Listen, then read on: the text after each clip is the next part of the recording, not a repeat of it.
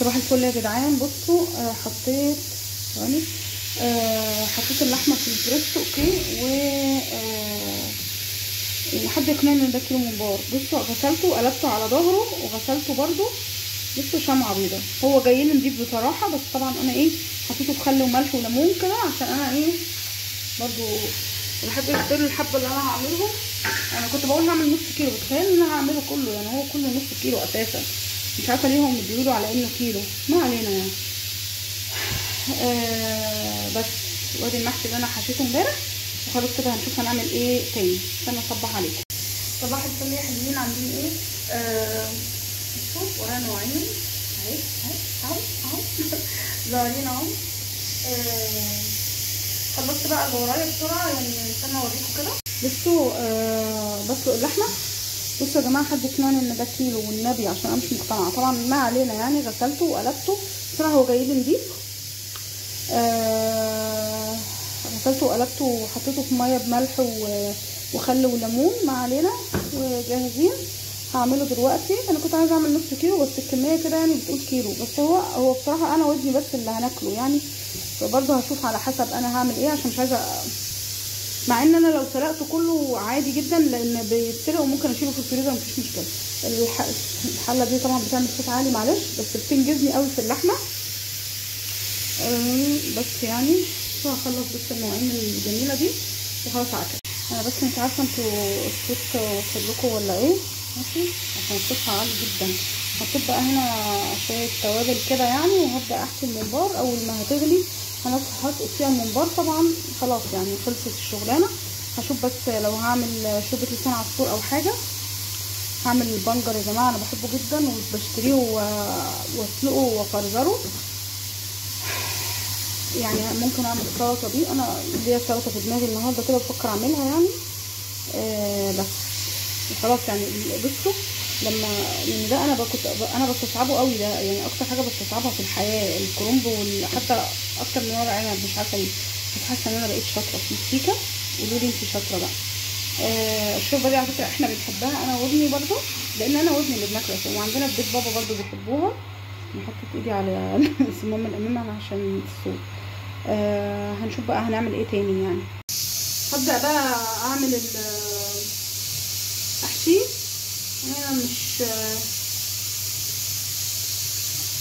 انا مش محترفه، بس اللي اعرفه ان هو المفروض يبقى مبطط كده. تمام، مش كده يبقى مبطط.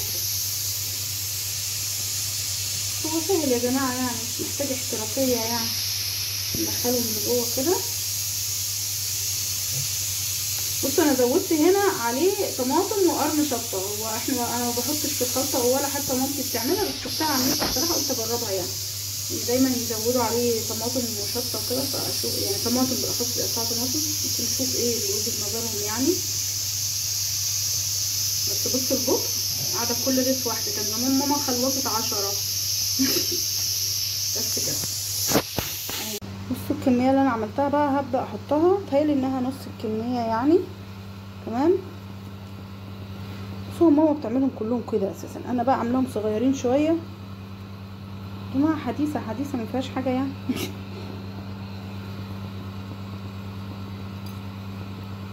اوكي. بس اول ما بيخشوا بيقفلوا على طول.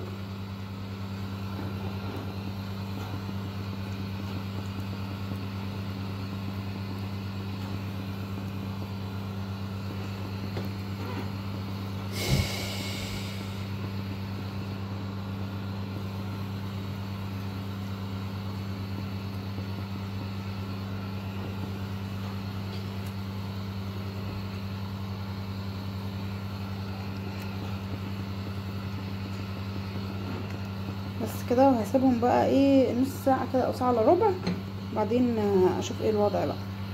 بصوا حطيت المحشي. هحط عليه طبق دلوقتي. الميه حاساها زياده شويه هقصرها.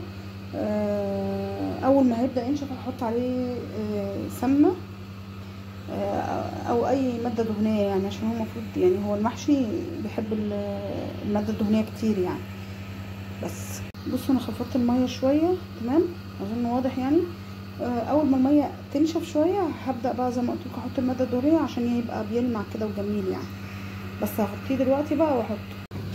بصوا هيطعم لسان عصفور. انا بصوا كل شويه اقول انا ليه ما بسويش الحلل دي بجد، رغم ان انا شاريها جديد ومفروض تكون يعني احب الى قلبي. عشان انا ما بحبش اتقيد بمعلقه وما اعرفش ايه. اكتشفت في نفسي دلوقتي حالا بس اكتشفت فاهمين.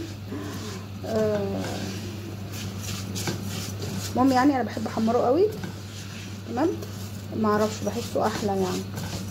بس عامله حبه صغيرين اهو علشان بصوا يعني بجد والله العظيم يعني انا حاطه في الفريزر لسان عصفور وبعدين اطلعه مش بيعجبهم طعمه فحرام يعني فاهمين. بس احتمال بقى اطلع عندي صلصه وكده بقى يعني صلصه محشي فاطلعها احشي بيها بقيه اسمه ايه الممبار واسيبه.